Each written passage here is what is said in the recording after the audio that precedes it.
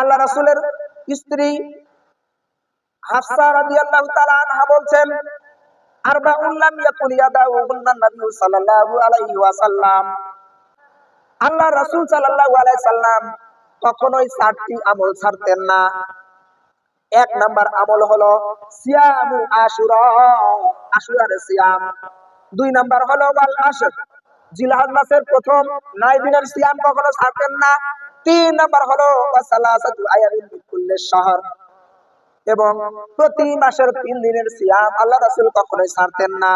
চতুর্থ নাম্বার আমল হলো রাকাতানি ক্বাবলাল ফাজর, এবং ফজরের পূর্বে 2 রাকাত সুন্নত নামাজ কখনোই ছাড়তেন না।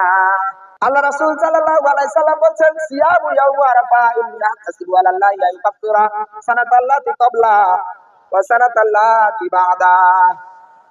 আরাফার দিন এমন একটা দিন, এই দিনে কোন ব্যক্তি যদি সিয়াম পালন করে, তাহলে আমি মনে করি, আমি আশা করি, আল্লাহ রাসূল বলছে আমি আশা করি যে আল্লাহ তাআলা ওই ব্যক্তিটার, ওই সিয়ামরত অবস্থা ওই ব্যক্তিটার পূর্বের 1 বছরের গুনাহ এবং পরের 1 বছরের গুনাহ ক্ষমা করে দিবেন।